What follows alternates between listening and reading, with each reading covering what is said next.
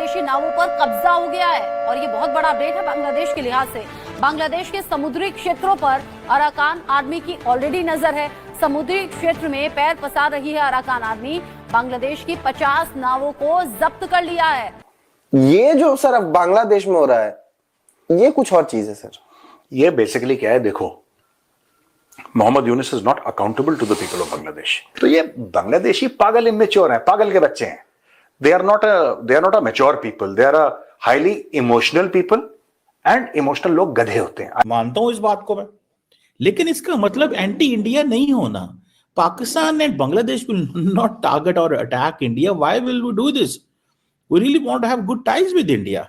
India एक booming economy है ना, बढ़ती हुई इकोनॉमी है, बढ़ता हुआ मुल्क है, बड़ा मुल्क है, उसके साथ कारोबार करना मकसद है, ना कि अब वो कि जी दोनों के दरमियान India and Pakistan and Bangladesh hate India और एंटी इंडिया सेंटीमेंट है तो इकट्ठे हो गए हैं। भाई कितनी, मैं समझता हूं कि आप दूसरे तरीके से बात करें, और वो बात ये है, आप ये कहें कि इन दोनों ने 50 साल में मुलाकात नहीं की और अब मुलाकात करने जा रहे हैं। वो क्या रहा है बांग्लादेश और अराकान के बीच में, ये अराकान जो रीजन है, अराकान आर्मी है, उसके बीच में एक कंटेंशन है।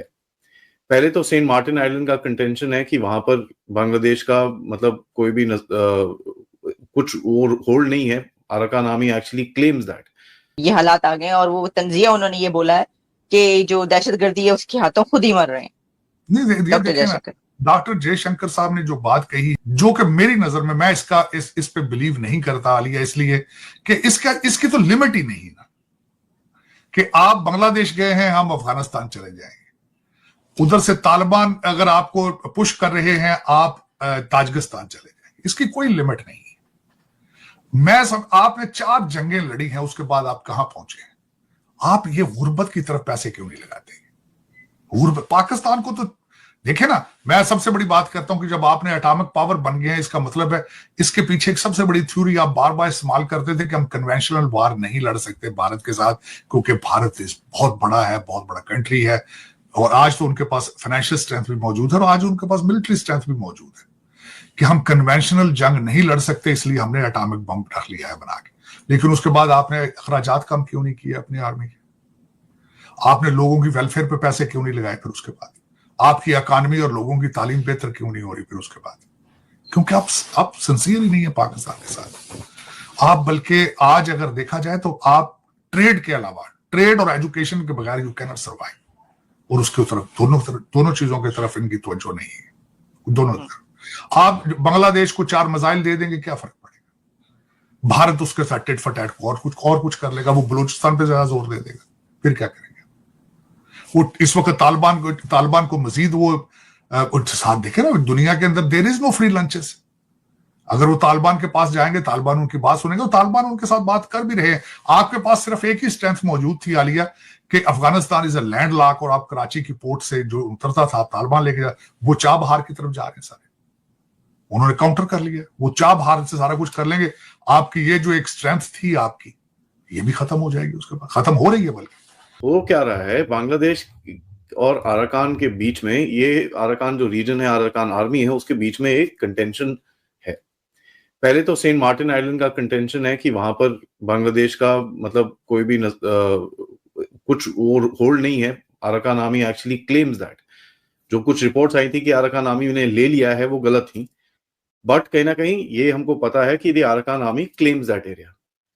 उसके बाद जो तेकनाफ रीजन है, जहां पर वो नाफ रिवर और ये सब जाती है, वहां पर जितना भी फिशिंग होती है उस रीजन के अंदर, अराकान बोलता है भैया ये हमारा सॉवरेन वाटर है और यहाँ पर आप फिशिंग मत करिए। इलीगली बांग्लादेश की बोट्स वहां पर आके फिशिंग करती हैं। तो एक अभी थोड़े टाइम 1-2 महीने पहले कोई 60-70 बोट्स के ऊपर काफी हंगामा हुआ था, जब अराकान वालों ने गोली फायर करी थी हवा में, और इनको सबको वहां से भगाया था। तो एक रीजनल एक अपनी ना सोवरेनिटी एस्टैब्लिश करने की कोशिश कर रहा है राखीन स्टेट, और ये चीज हमको भी पता है कि वो भारत के साथ लॉबी कर रहा है, चाइना के साथ लॉबी कर रहा है, कुछ और देशों के साथ लॉबी कर रहा है कि कहीं उसको एक इंडिपेंडेंट कंट्री का एक नाम मिल जाए, ताकि वो अपना एक छोटा सा देश बना ले वहां पर राखीन स्टेट करके। नाउ द इंटरेस्टिंग गेम, अब वो कहाँ जाएगा वो उनका लॉबिंग, वो I don't think there is much resonance at the moment, but देखते हैं।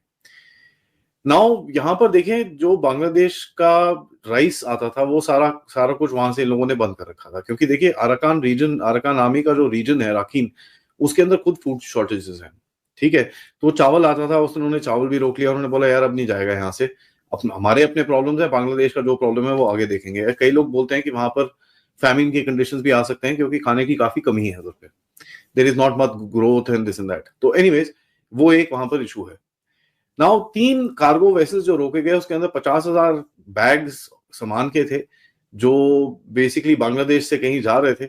उसको अराकान आर्मी ने उठा के अपने साइड में रख लिया। उन्होंने बड़ा क्लियरली एक डिमांड दी है कि बॉर्डर का